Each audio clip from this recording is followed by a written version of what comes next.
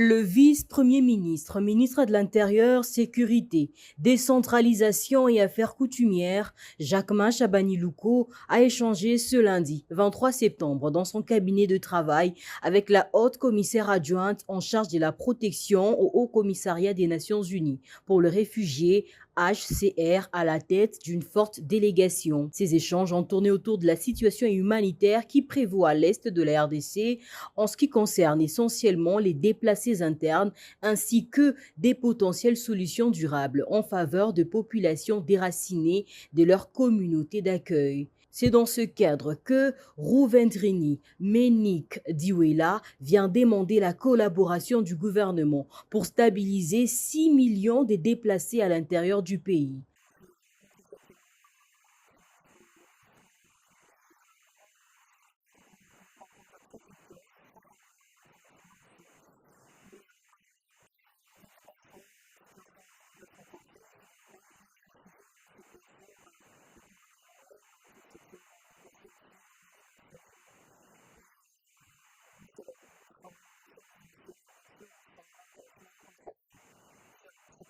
S'agissant des solutions pour les réfugiés dans d'autres pays, le HCR demande la facilitation du gouvernement congolais pour le rapatriement des réfugiés Rwanda-RDC et RDC-Rwanda.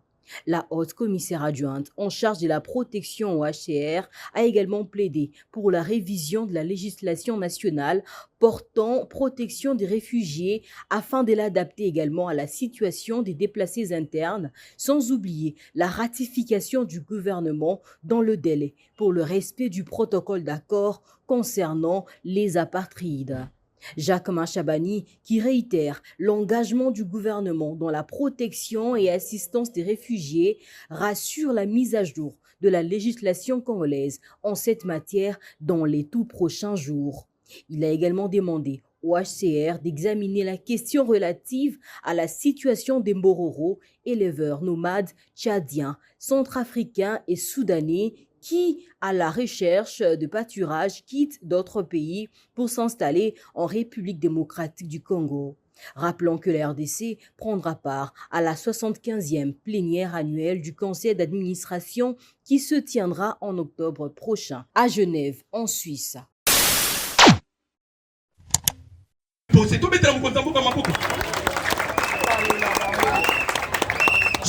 maintenant s'imposer. À quel commune à États-Unis, Joseph Kabila na Paul Kagame, réunion d'urgence na Rwanda. Kagame Aleli, comment va recevoir Tshisekedi aux États-Unis? Aux réveillés.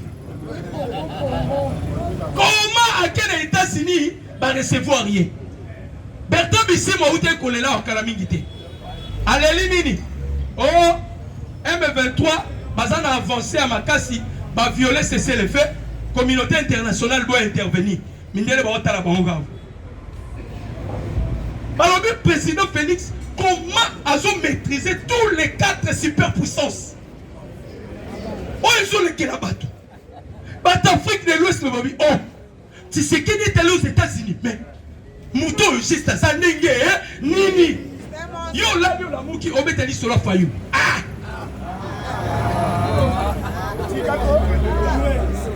Yo, on met allé sur la faillou. Il ne peut se vivre. Mon maman, mon maman, Naloba, Nasakola, Toganga Bisonyo Soba, Mosala Nzambaza, Ponanga Kitback. En réalité, l'esprit de l'homme ne meurt jamais. L'homme se sépare de l'enveloppe par laquelle Dieu a utilisé pour asseoir son esprit. Mais quand l'homme meurt, il se sépare parce que le corps est enveloppe. En réalité, dans l'homme, ce n'est pas le corps, c'est l'esprit. L'esprit de l'homme ne meurt jamais. Job Azolo Bassir, le fil de vie, il y a certains esprits qui sont koufi. Et sont dans un autre corps pour accomplir la mission. À l'heure où je vous parle, il y a des esprits et songi. Non, on refait le bino. Toquez pas maman Jidi Tutuluka. Notre premier ministre. Bolonda maman Jidi Tutuluka bien. Il est animé par quel esprit? Non. Non. Autant la maman Julie dit bien, quand il parle, l'esprit de Kassafou Bozongi. Autant la yé bien, ma réaction na yé, l'esprit de Kassafou. Donc un peu le président Félix, il incarne son père quand il fait des discours, il incarne tantôt Lumumba, il incarne... Vous allez comprendre que tous ces esprits-là qui travaillent, on écoute ici ce qu'on double pas Mindele. Mindele va vendre même les Américains. Bandima qui dit que Tshisekedi a Kosonga à Rokende. Mais qu'est-ce qui a fait que Tshisekedi a que pour votre information, Biden ici à Nila qui avion naïe, à Nila qui voyage na Angola. Vous savez pourquoi Nila qui Angola? Tant Biden a annoncé arriver dans Angola, Poutine a dit qu'il est émissaire dans l'Afrique du Sud et dans Centrafrique. Biden, l'Américain, va continuer. Salut ma recherche, si Biden, si tu oses, il y a quoi en Afrique? Bako humilier yo. Bako sala yo nenge basala Falcon 900, avion royal, il y a Royaume-Uni. Va créer un brouillage électronique et vendre ça avion likolo pendant 30 minutes. Mais il y a Biden il y le col Biden va imposer qui président en Mongolie à Kanga Poutine. Oh Biden va brouillage électronique. Bah suis avion na yeba memi en mona ici.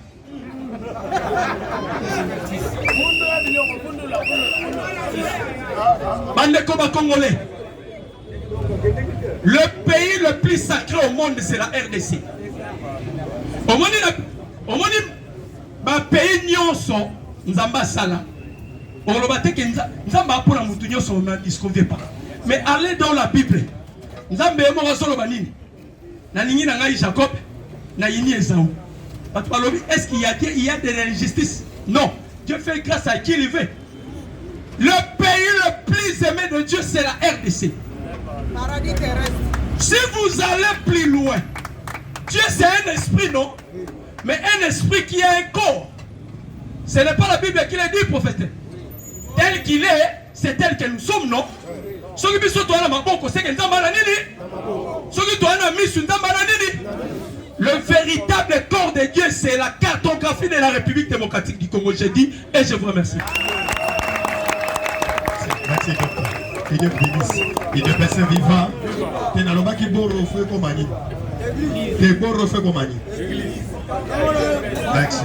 Combattant de lutte sans plus tarder, Nazali Otobeni na Olivada. Bon encourager à Olivada na Mabuku. Olivada Outaki Congo Central. Wakendaki une invitation ya Mama Edith Tuluka. Soki moninga zana lipamboli et Julie Tuluka. So moninga zui salani. Tena so ka tezo bana so moninga zui salani.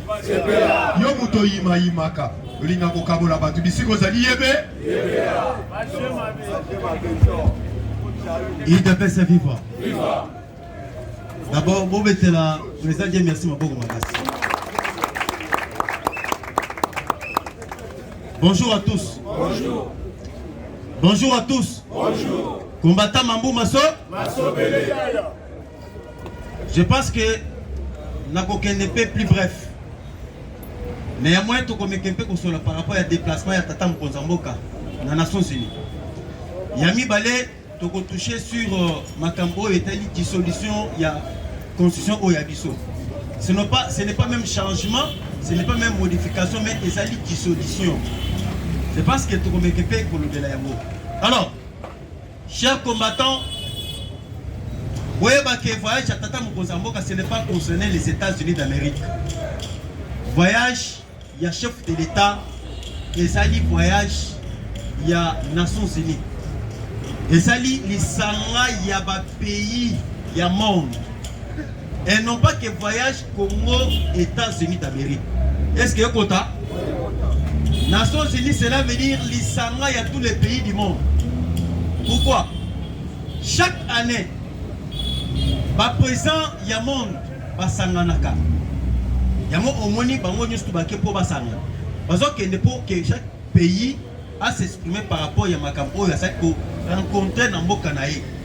Il y a au moins lobby Fachi à sa parole. Le président va s'exprimer sur les sécurités de l'Est.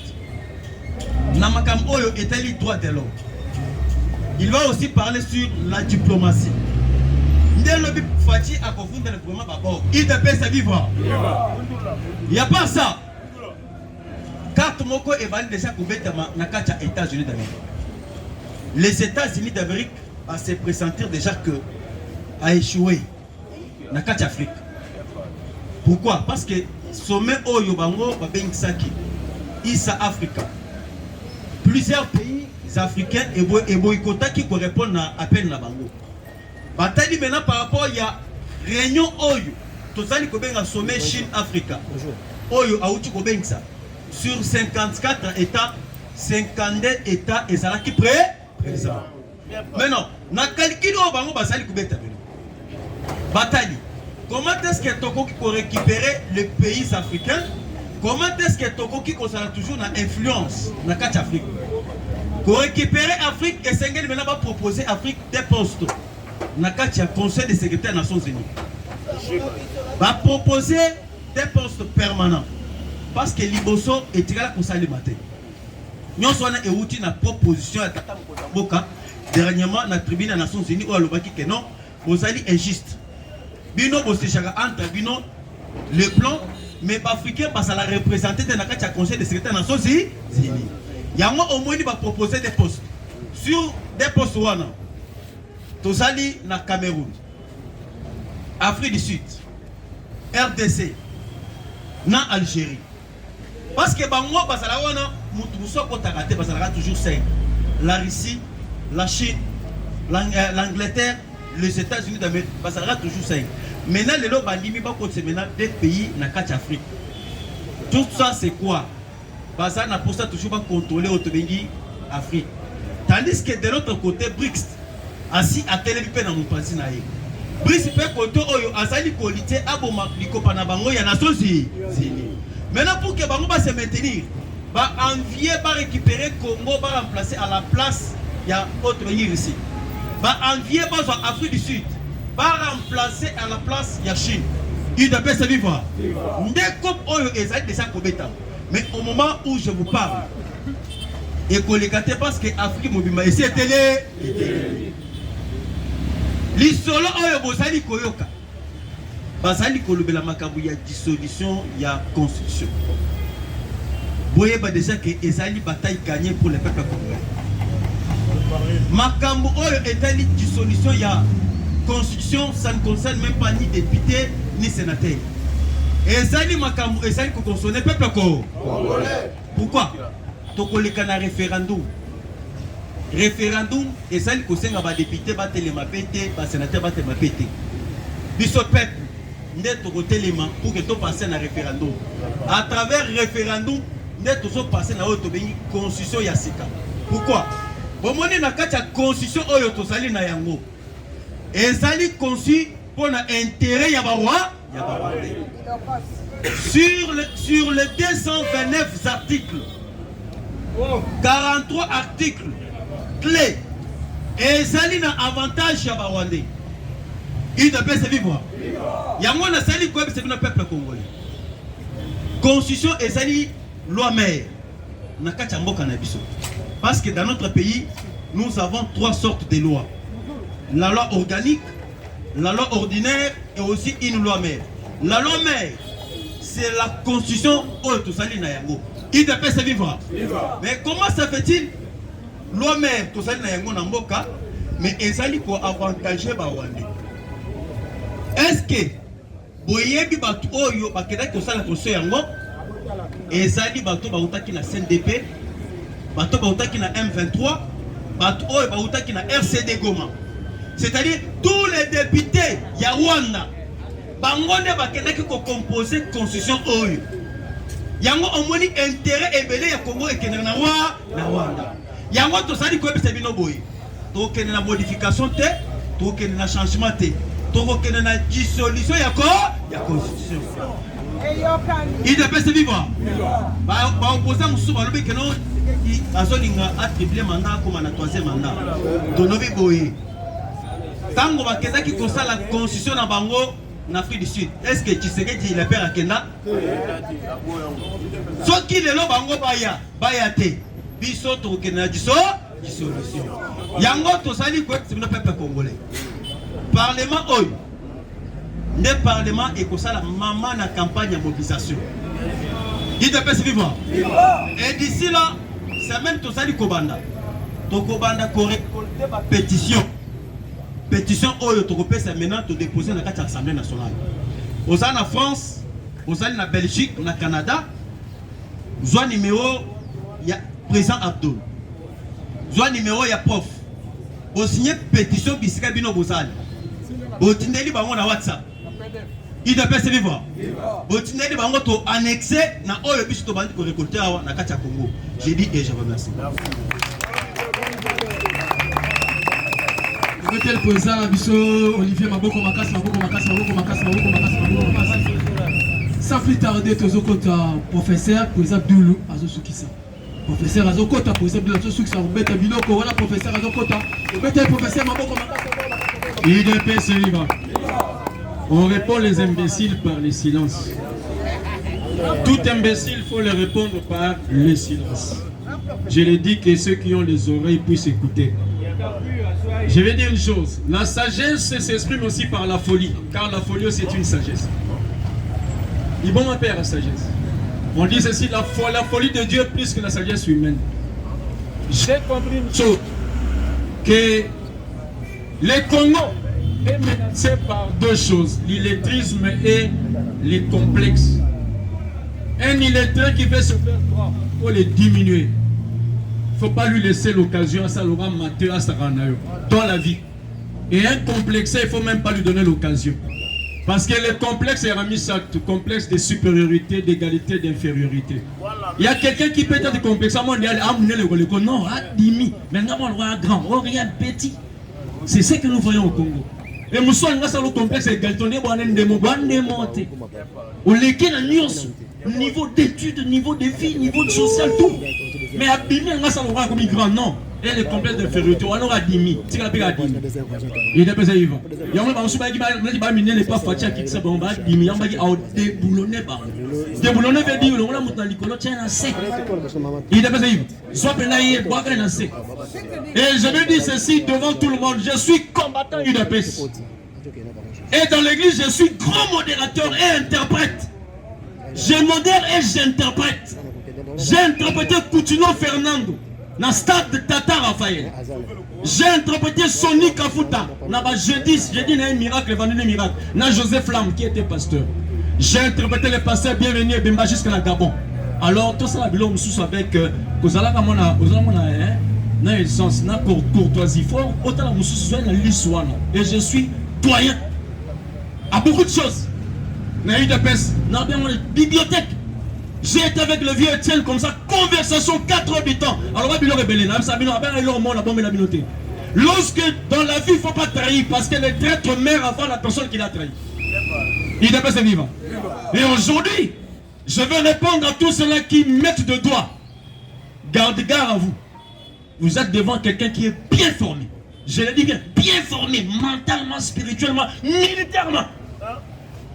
Dans tant que le barat, tout ça a blagué. Kobang sangatio so yo kanganga na zawa kanganga na kenda buna zo transformer na balga kanganga mais soko yé il croit yo monter il y a pas bien parce qu'on risque mbanga na yo on s'en insulter et je viendrai là non méchant je le dis bien formé et je connais bien ce qu'on appelle les 9 mm je le sais bien dans le bien dans le bango la caméra boyo kanga bien koya teme na to mega ba blague pour la tout sérieusement m'empêcher.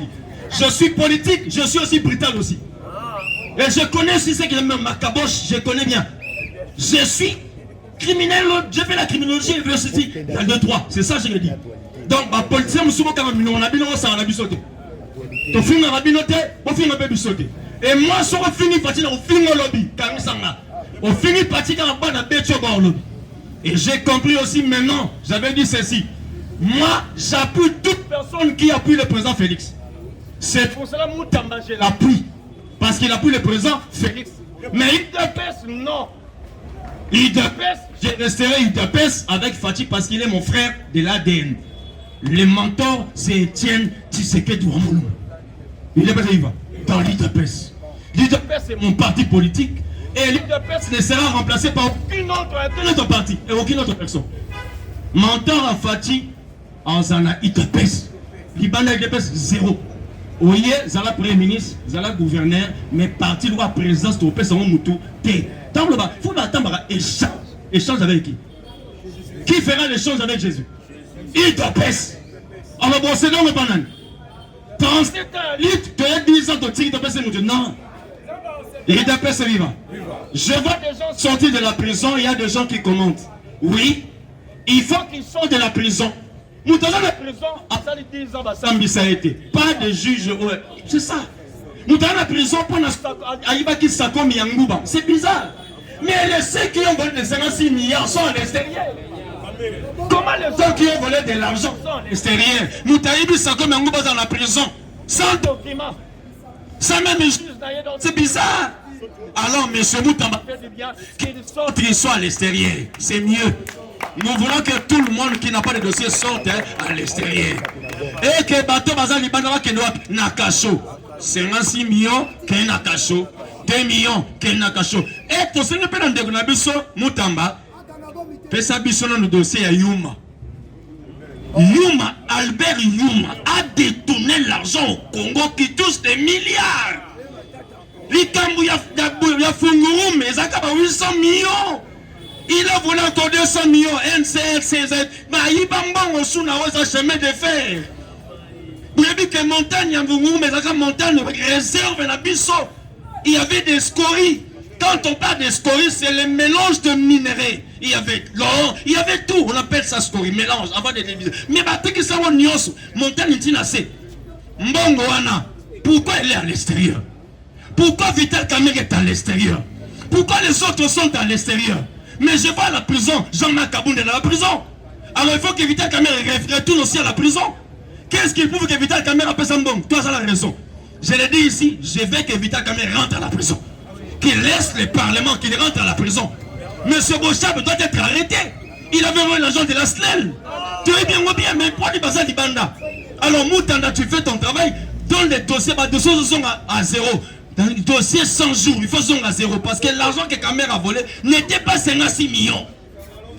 Parce que dans l'affaire 100 jours, il y avait 56 millions. 56 millions, il y a Jamal. Et l'autre 56 millions, il y a Samibo. Chature Amida Business Office. Et une société qu'on a créée 2 mois seulement. Et je dis non. Attention, on va faire un bateau. Je l'ai dit ici avec Arne. Hier, dans la sortie à prison, il y a des gens qui ont même injuré mon président devant moi. Et ça a créé la bourde. Mais bazar un dossier pour la justice, c'est bâti comme et alors, prison, il faut le bien. Nous commettons des erreurs. La droit. La prison de soit ça condamné. Il faut que nous au Congo nous puissions créer des maisons d'arrêt. Parce que maison d'arrêt ça remplace la garde à vue. Avant que tu sois aucun dans la maison d'arrêt, garde à vue, avant que tu sois dans la prison. Nous n'avons pas de maison. Vous prenez quelqu'un dans la souci, malheureusement prison. Nous avons dit prison. En samedi, prison. Mais maintenant, tu suis une prison qui n'avait que l'effectif de 1500 personnes, au-delà de 15 000 personnes. C'est inacceptable, inhumain. Il était pas vivant. Mais maintenant, là, on demande que les gens, on va dans un cas, surtout Bino, on les amis de Nelson Mandela. Les gens, Bino bat droits humains. Mais vous savez, on le bat. Rien, on le vélo voter. Mais lorsque c'est moi, nous allons réagir, nous, il te pèse. Ah, les combattants, les combattants, il n'y a ni juge, ni avocat. Et nous avons trouvé que nos juges et nos avocats sont des complices. Même les sous-siates. Dans un sous-siat, que les Congolais sachent, les sous-siat, l'amende d'un sous-siat est à $5, pas au-delà. Mais tout le monde a demandé à $200, 200 000 francs, 300 000. Mais dans sous-siat, les sous-commissariats, ceux qui sous-siat à $200 000, bon siat. Ce qu'on commissariat, ça a combien? Ce qu'on au-delà, ils ont combien? Donc, pour dire, M. Jacquemin a aussi un travail.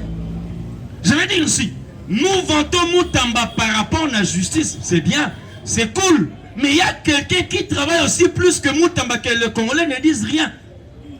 C'est M. Jacquemin. Jacquemin est ministre de l'Intérieur. Non, sécurité et affaires coutumières. C'est 3 fonctions. Il joue et la décentralisation, et le sérieux, la sécurité, et l'intérieur, et l'affaire coutumière. Nous avons des choses au Congo. Bapanzamboka Pambate, Yama Batiaka Moutoura, Azaya Sourbewa. Tout le monde a 26, 11 provinces, à 26 provinces parce qu'il savait ce qu'il préparait. Et Jacquemin doit encore maintenant travailler sur ça. Il doit travailler sur la sécurité. Nous avons une sécurité créée. Et Jacquemin doit travailler sur l'affaire coutumière. On a des chefs coutumiers ici nommés. Par nos chefs coutumiers. Que Kabila a préparé des jeunes comme ça. Chef coutumier, le président. Chef coutumier, activé sur le code d'Abdoul. Abak a formé la présence. Chef coutumier. Non, chef coutumier, Zongela Liputa rouge. Zongela Liputa rouge, Zongela Cannes, Zongela Lika Sunanini, Namasanga Yambila. Chef coutumier, Johnny Walker. Président du oh non, Johnny Walker. Réserve 7. Ah, oh, chef coutumier, on est sous là. Il dépêche à vivre. On a compris que nous avons des soulats, mais il y a une coutume, la douce baby. Il y a une coutume, mais comme il y a beaucoup d'étrangers, on nous a saboté, on n'avait pas de chef, on n'avait que des. Ghana Lobelo, comment c'est pas une injure? Entre guillemets, des imbéciles qui étaient là, qui veulent jouer avec le président Fachi. Parce que quand Kabila a remis la coutume entre les mains de Félix, c'est lui maintenant qui a la coutume congolaise. Parce que Félix a reçu les armoiries. Les armoiries, c'est la coutume congolaise, la tête du léopard, l'ivoire, tout. Il a reçu cela. Mais qui sont avec le comme collaborateurs? Ah, j'ai aussi aimé quelqu'un qui a dit, c'est M. Denis Les. Nalingakao pasteur, aux robe claire, aux véridique. Lorsque les autres prennent les prémices à part, ils ont casté la biche au bal. Au moins, il véridique. Il prend la bière devant tout le monde. Mais est-ce qu'il fait parce qu'il y a ça humain? Il vous dit ceci. L'esprit c'est autre chose, la chair c'est autre chose. Il a dit, président Félix, tu peux avoir 27 ans en mandat, mais au Rossango, ceux qui sont là, bon collaborateur. Le collaborateur Abdoul, le va Dieu merci. Sinon, un consort. Mais si on a un collaborateur en mandat, on a échoué. Il y a un moment où Josué, je suis par ici parce que le président Abdoul est là. Josué, Dieu lui a dit, ça c'est biblique. Josué, nul ne se tiendra devant toi, nul. Ah, bah, français, bah, nul. Mototé à côté les mélaïos. Mais un jour, bah, les mélaïos. Josué a comme dit, oh, mais Seigneur, tu m'avais dit. Dieu a dit, non, Josué, rentre chez toi. Regarde, il y a des gens qui ont touché à l'interdit. Et sachez aujourd'hui que nous avons des gens qui ont touché à l'interdit. Donc il y a des non-congolais qui sont parmi nous. Des Rwandais, des Ougandais, des Camérés, des OS. Baza va interdit. Moi, Félix qui est le bosso. Et ça l'a tête. Face à Naba Abdoul, j'ai dit, je vous remercie. C'est IDPS viva. Ah, prof. Prof, vous avez un candidat à Niago. Combattant d'élite. Prof à la question muscle. Nabato FCC. Nanga Imoko. Maman. Ah ouais. On ne peut pas se bagarrer, nous sommes UDPS. Lorsque je parle à tous ces malfrats. J'ai dit, et je vais dire une chose aussi en français, moi je t'ai connu, n'importe comme étant mon conseiller à Bawenge, pas comme politicien. Quand tu viens ici faire de la blague, fais de la blague chez toi là-bas, la PPRD. Ne touche jamais l'UDPS. Sinon moi, je vais t'injurier et tu m'amèneras nulle part. Tu connais pas les droits, moi je fais aussi les droits. Et la criminologie. Merci. Chaque jour, on a tiré la Fumuzulu, il y a un côté parce que Nakamwa qui le profondeur qui est là. Parce que tout dans le moment, il y a un confité. Puis c'est ça va mettre. C'est ça va mettre. Vous allez mettre Kassa, vous allez mettre Abdoul, mettre chinois. Tu es massacré maintenant pratiqué. Il y a un tigeli. Massacré mais vous t'as côté après ça. Abdoul, pas encourager massacré mais la maman. Vous savez des massacrés chinois. Qu'est-ce chinois? Voilà pour ça, nous avons quota. De mettre pour ça, nous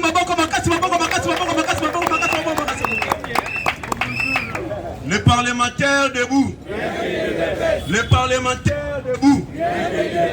Les parlementaires debout. Bonjour à tous. IDPS viva. Fachi père. Mokolo ya lobi. Nasali débat na bato na baneko kanisa que ce sont des Congolais Or, qui n'a pas là, ce sont des Rwandais. Il est pas vivant. Il y a des Rwandais qui utilisent un combo même, il y a Bakasaye. Mais c'est un Rwandais. En Fongolie, si moi, compte, mais c'est un Rwandais. Comme un système même, il y a piéger les Congolais.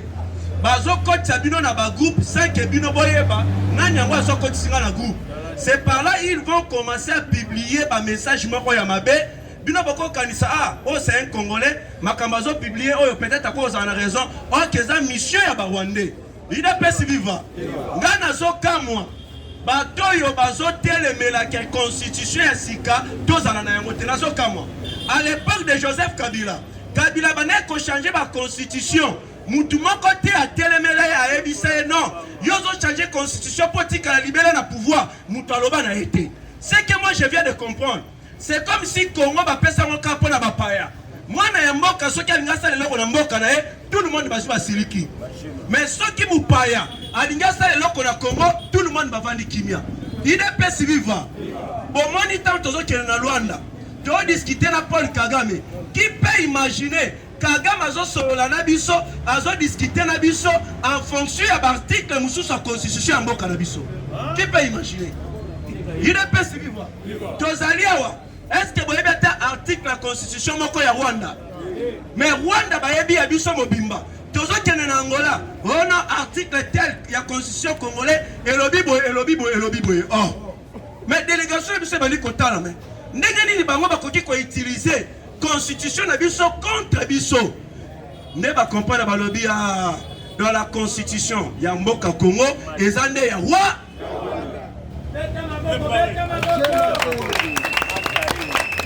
Il est pas si vivant. Pour ma camouesse à la changement, ça le mana Congo. Ma camouesse tambola malamu. On doit changer cette constitution. Nanyangwa koki konima. Joseph Kabila qui s'est dit être congolais. Aujourd'hui accord de l'Émirat. Au tient on a 4 constitution. Biso ba congolais tout suite éviter. Babilo kabongo biso to ndima yango. Il est pas si vivant. Au tient on a mitu na bino. Moto yo bokomo na côté mais la constitution to changer voter. Azali mupa. Na tuna na nubino. Bolingi, to c'est la constitution ya sikato ya kala. Oba la caméra, Bolingi to c'est la sikato ya kala. Il n'est pas si vivant. On doit sécuriser la présidence de la République. On doit sécuriser ma poste clé sur un bon canabiso. On ne peut plus accepter Moutou Azali Congolais, Azala président de l'Assemblée nationale, Azala président du Sénat, Azala ministre, Azala la fonction de colonne à Katiamé, même dans le service Nyos. Il n'est pas si vivant. Aujourd'hui, trahison, tout le monde dans la Mboka. Au moment où tu penses qu'il y a Azan de Kolo Congolais, mais oh, qu'il y a Azan de Rwandais, Rwandais, belé comment ils sont sur l'ongité. Au Canisi, c'est un Congolais, ok, c'est un Rwandais. La plupart des politiciens à Mboka Nabiso, Bilongi na bango bomo na lokola za Congolais, ok, majorité na bango baza Rwandais. Il est pas si vivant. Preuve année. Au moment où nous sommes agressés par le Rwanda, est-ce que Bomoni Bazo Téléma, Baba Nakosa a déclaration contre Rwanda? Mais Mouton et Bango Bazali ko ciblé, c'est le président de la République. Oh, Yazo Bunda pour délivrer ko. C'est à vous maintenant de comprendre. Il n'est pas si vivant. Oyebi, n'a pas fait de ce caca. Biso ba Congolais to se limitaka. Tozala ba débat mususo toko sala. Na ba débat mususo toko sala te. Neti débat ya loko tali français. Un débat français parce que là, il est pas si vivant. Là, il est plutôt lingala. Lobby, dans la publication, on est en train de publier que Fifi Masuka n'arrive pas en français. Est-ce que vous pouvez juger Moutou en fonction de la langue? Cause à la maïele, et ça ne sont que le bilan ni français malam. Vous avez le Congolais de Baba Salaka. Vous avez le West Africain. Vous avez le Ivoirien belé. Vous avez le français mais c'est normal. Mais ceux qui sont congolais, à l'objet français côté maman, yosa zoba. Imaginez-vous. Au moment où même un français, à zolo balinga la mabe, batu bako jugé était qu'il y a nenga balinga la mabe ou ese kaza zoba non. Bako bani di ka exam no konaye mais biso kaka solo bika français mabe, ya moi j'ai déterminé que yosa zoba. Bota le raisonnement ya ba congolais. Il est pas si vivant. On doit changer des choses. Banana biso batanga kana ba kelasi na lingala. Parfois, compréhension, nous se bloquons à biso. Pour passer la cabalang, oh, biso te éviter. Il est pas si vivant.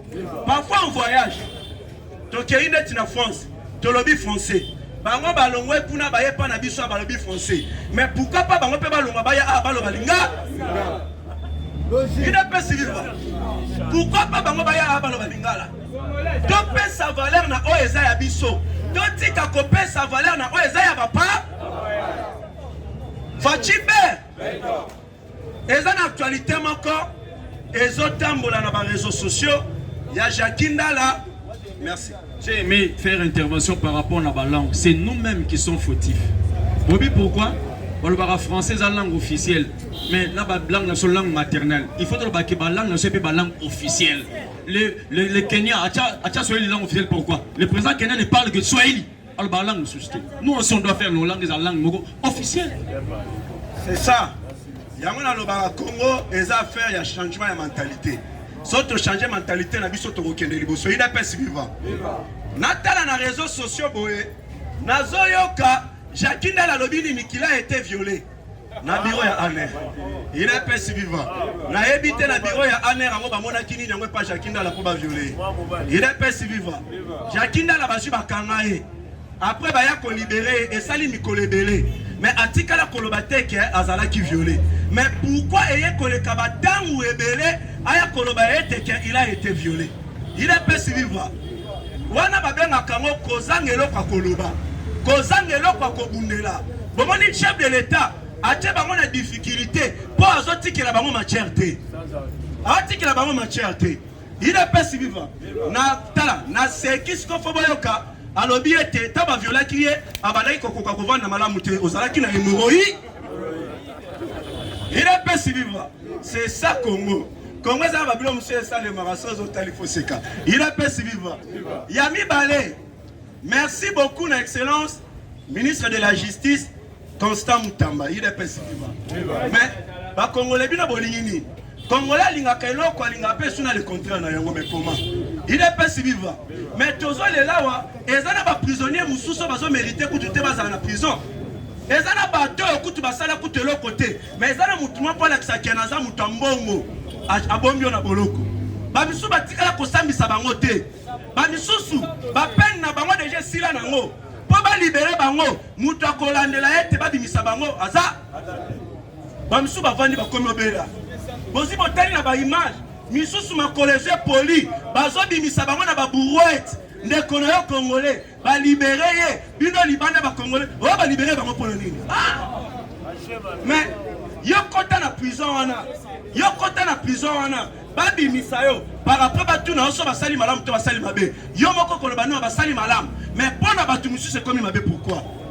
Boloko bato batoni na prison wana eza bato bazo mériter te ke baza na prison. Normalement bato bazo mériter baza na boloko eza ba politicien na biso. Il est pas si vivant. Bato bazo mériter baza na boloko eza ba ministre na biso. Parce que bango bazo iba bazo tambola calmement mais ko iba pesa ko bomambo. Mais boloba trahison. Mais votre trahison dans forme belette. Il est pas si vivant. Bota la trahison dans la forme belée. Ceux qui ont ibi mbongo ya l'État, ibi mbongo ya ba Congolais, automatiquement bomi ba corps. C'est ça, automatiquement bomi mo. Yango bomoni Constant Mutamba eza parier mon côté. Mon konzambo kayebisié. Bota la baka ba prisonnier mususu. Oyo bazo mériter bazana na katité. Bobi misabango liba.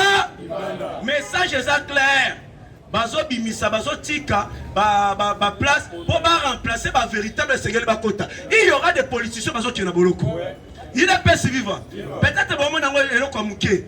Bato yo ba soutenir qui était tentative d'invention celle de la prison centrale à Makala. Baza libanda bazo tambula. Si on so bakangi bango, ba ki de confinana na ba innocent monsieur na la prison. Il est pas si vivant. Il y a des gens du jour au jour bazo kanga. Ba communiquer bino boete, mais bazo kanga ba tebele. Le président de la République a-t-il à l'obino pour que Congo ait changé et ça c'est un moins ingrédient et du temps. Il est pas si vivant. Et ça, dans mon côté, à Kolobaye, que dans l'école primaire, à Tikala, vous avez fait bouter. Tous les filles, Nassima Bafi, Munda Toyo, Siko, na ba agent to zango soutenir ni tant besoin na ba chauffeur ba osala ba dérapage na nzela c'est parce que dictature ezate mais s'il y a des militaires amoni yo chauffeur au stationner mabe ba beti yo film prochainement osala buzo ba wana te il est pas si vivant na ba mboka mobimba ezana mibeko ezalaka Congo comme le la poubelle parce que mutu so ba simbie au régime moi régime ça le sous ma kamezate comme le voilà régime banda robanga bino boye bayango Joseph Kabila étranger a bâti 18 ans dans ce pays un véritable fils du pays il a Kobe tata 50 ans na Congo il est pas si vivant nengani mupaya bozo tikela ya vana na Congo mais moi na mboka bozo bundisa pourquoi siko bozo lingani il est pas si vivant donc quand on a na makambo est de la République démocratique du Congo boyebi ba wazalendo bazo mérité to betela bango maboko il est pas si vivant Kagame tango alalaka na munoko na ye alelaka na komba ba wazalendo Kagame a utilisé ba canal nyonso asali diplomatie na bato ba souteraka ye na USA mais Kagame atikali li kozwa de costé mission Kagame ezalaki baboma phénomène na ba wazalé pour le président de la République a bloqué diplomatie na bango le chef de l'état qui kolobaete baza ba congolais bazo bundela mboka na bango d'ailleurs même baza ba réserviste ya a na ba mboka nyonso ba réserviste bazala siko ba bundisa bango ndenge c'est là où siko bazala bloqué il est pas vivant lobby ezana jeune moko Maisha Rukara il est pas vivant amoni frappe leki amoni ne babo mabandeko na ye abimi alobi non ngana tiki na ngama ndoki ndenge za boyeboka nganga me bobo manga boba wazalendo bazaleka na maloba na bango ebele ya bawando bakoti na mboka na biso po basala na biso bitumba baye baete bakobima ya bomo iteme bakobima nena base il est pas vivant ngana uto féliciter un général ya la police un certain monsieur Val aja tele mazolo ba la population bomoni ba ennemi bazo kota ba yo sala bitumba na mboka na biso botika bango te bosimba babiloko elongo bani boboma bango bazonga na mboka na bango ya bomo iteme bazonga bibe tala siko général à la police azolo na ba population bongo quelle motivation il est pas si vivant mais eloko wana soki ba généraux toza na bango ba passer message à bongo peuple ye moko ko zela kutu fa de sayate azela kutu wazalendo ayate bango moko bakobanda kosala opéra mais le roi des Kabila lobani la guerre sera longue et populaire. Il est pas si vivant. Ceux qui bisont au Simbi Makamuna Maboko, ils à la communauté internationale, ils à la banane Bakoka au télématé. Batouana va réussir parce que c'est la politique. Bayabike, na Congo, ils ont intérêt na biso. Na Congo, tous les gens exploiter les Congolais. Mais pour tout réussir, et c'est créer division, créer tribalisme. Tribalisme, où t'es pas bateau, ils vont soutenir M23, pas si vous soutenez. Il est pas si vivant. Tribalisme où t'es pas battu va soutenir ma M23 et où t'es pas battu va zo ma biso ba roi. Il est pas si vivant. Mais Kagame où tu as giflé. Kagame lobaka o Tshisekedi alingi ba tucho bazalaka na Congo te azali ko maltraiter bango na zolo banayo groupe ya ba tuti moko na est ba bimi ba lobby. Depuis tozala na Congo awa totikala komona te place Tshisekedi a maltraiter biso. Mais plutôt Moutou a maltraité Rabiso, c'est Paul Kagame. Il est pas si vivant. Donc, il y a un bêtis, Moussou Nzamba bomba qui carte, Moussou Abimi. Abouni Sanza bêté. Dès qu'on a sozo Bouni Samouto, mon nézo kokate tikaye. Sozo continue qu'à persister. Yebe comme on a dit boulou na yo. Il est pas si vivant. Nana loba kanabino, natika comment on a versé mon côté aux Zamba pesi Moutou mission échoua. Bon s'attendre qu'avec Félix Tshisekedi. Nzamba pesi émission ko échouer bolongo na mona mutu si le président Tshisekedi azalaki Nzamba te mais pendant kala déjà à court il est pas si vivant mais il faut pas tout n'a pas au moins kini na kata Tshisekedi botika kiti na yo avant c'est que papa monaki oyo ayeli boso na ngai azana pouvoir likolo ya oya ngai pouvoir wana zongo panani ya moto ya tindie moto azo tindie azali likolo na bi il est pas si vivant. Président Tshisekedi a salama kambo salama na Congo te. Akena na martyr. Alobi Nzambe yone kolo mokili. Ngana za mutu pamba. Nakoki ko telemela yo te. Nakoki ko bundisa yo te. Bokonzi on a zui et ana kisite et ana place na ngate eza poyo ne mutolinga kina koma mokonzi alors kiti oyo ngala ovanda te elekinga na kilo yo de kolo mokiliva ina pesi viva Samba kita ye moko bomona yete aza esprit akita ye moko azavani na kiti wana batu bakanisaka ete bazoluka baboma Félix mais bazoluka ne baboma nzambe babomaka ye ina pesi viva nzambe babomaka ye yango moni batebele bazomona passe ngana lobaka parfois nga so mutazo bundisa ngai ngana sepelaka babundisa ngai parce que so bundisa ngate na comprendre automatiquement que naza na étoile te soki bazo bundisa yo oza na étoile kolo étoile amona kango te me batu mabene bamona kana place na c'est ça la vie balo basiko babundisa Félix bamona bani en Félix eza mutoyo ba congolais babanda ekozela nzambe atindaki Moïse akende ko libérer bana Israël na Congo atindi le président Tshisekedi libérer Congo zongisa na contrôle bako ko ya na pouvoir président Tshisekedi ba wande bakimite ba M23 bazongeli ki terroriste na bato bazongeli te Congo tikali ya bako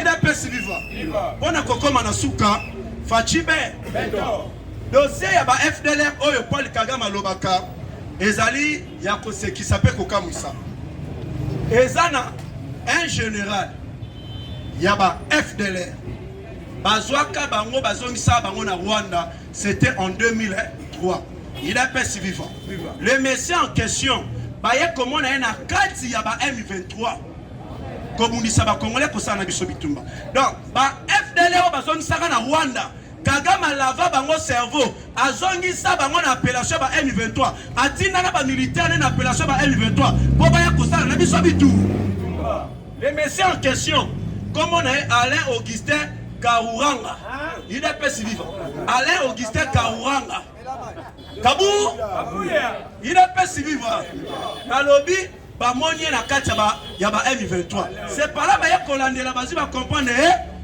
M23 oyo eza armée ya Rwanda ezali pena ba FD siko banani bazana raison biso bien Kagame ce sont des prêts lobby na niveau ya Ituri na kamwe c'est que le FARDC bazuba sali na lobby FARDC so bo continuer boyende bo ki malamu FARDC ba bomi 39 ADF ba neutraliser plusieurs ba ADF bazuba bomi ba travaillaka elongo na ba M20 39 bazuba kufi to bomi en détail te to bomi en ngonde unangai biso ba congolais to linga kolia pe belé pe ko boma pe to boma ka kede il a pas vivre veut dire moto ezaya kopela na este mais na kolonza metokolonga bitumba oyo na wakati bosi bo flasher ngai dossier Augustin Kabuya oyeba Augustin Kabuya Kabuya to lobi ala taka moniere te tia ke ko lukaka mutoto nga moniere na mesure ya mutuna ye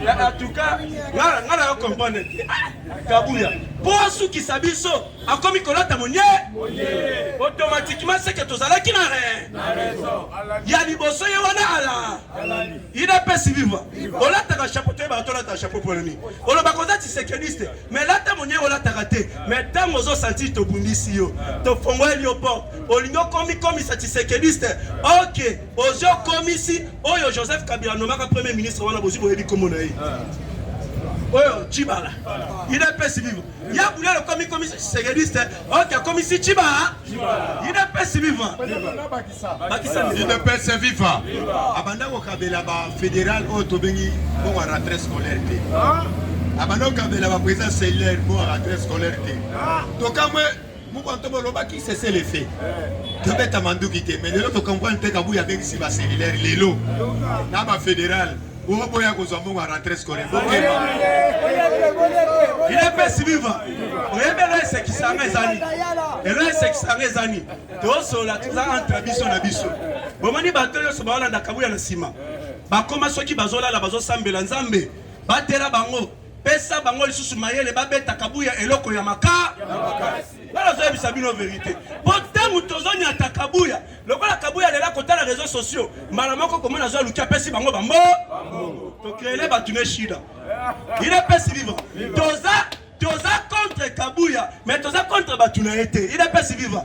Batuna baza ya biso, mais na tango oyo mutabate la ra place aliara. Biso te pesa bango ne ba copie. Il est pas si vivant. Bango na sima bazo pesa biso bama. Yango Kabuya zana bango ba soutenir Kabuya. Mais attends mon colombo te na ba bino ba sambela pona Kabuya te. Ba sambela pona biso. Ils ont vite compris que IDP c'est eux Koufaki. Bato ba bundeli bala musa IDP c'est Abisso. Et le président de la République pour votre information, chef de l'État atali pour que il pèse que les liboso et le mobani Kabuya azalate et Kabuya bakotike ka boyete sinon te akokoma deuxième opposant ndenge mona jama Kabuya Kabuya bakonome quelque part comme ça mutu mususu nde mutu akokamba pas parti yanga biso te pèse formule le président Tshisekedi comme maintenant zoto te zoni sa relation diplomatique na Rwanda Zoa Kabuya nommé ambassadeur à Congo na Rwanda et betika une semaine au katire là Kabuya tikali libé. Merci beaucoup. Kabuya wele. Écoutez le but, écoutez le.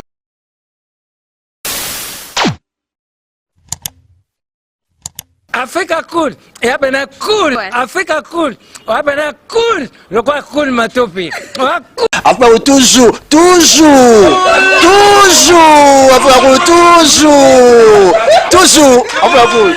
c'est bon. Et ça chaîne est bien, et puis vous êtes très rapide. Et ça très rapide, et ça chaîne moko, bako ça a bien confiance. En tout cas, nazo senga na bato oyo nanu ba souscrire te bazwa. Donc, eza vraiment neti oyo balobaka ke buka lelo, lamba lelo, lia lelo. Vous voulez le Congo? Pour que le Congo devienne cool, pour suivre les cool analyses, alors revenez et abonnez-vous massivement. Massivement. Alors beaucoup de gens ils pensent que l'Afrique cool donne l'information en temps réel. Mais je ne crois pas cela. C'est-à-dire l'Afrique cool donne l'information en temps réel et en temps chirurgical. Si tu ne suis pas, tu as la crise cardiaque. Qu'est-ce que tu penses de l'Afrique cool? C'est PPL. Africa Cool, c'est la destination de prédilection pour une communication optimale. Africa Cool Télévision est une chaîne qui est en train de réunir toutes les tendances. Donc les chrétiens s'y retrouvent, les païens s'y retrouvent, les politiciens s'y retrouvent, les femmes ménagères s'y retrouvent. Donc Africa cool, et abena cool, Africa cool, abena cool, le quoi cool matopi. Après toujours,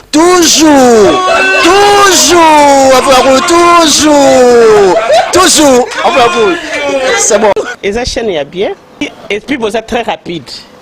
Et ça très rapide, et ça chaîne moko, bako ça a bien confiance. En tout cas, nazo senga na bato oyo nanu ba souscrire te bazwa. Donc, eza vraiment neti oyo balobaka ke buka lelo, lamba lelo, lia lelo. Vous voulez le Congo?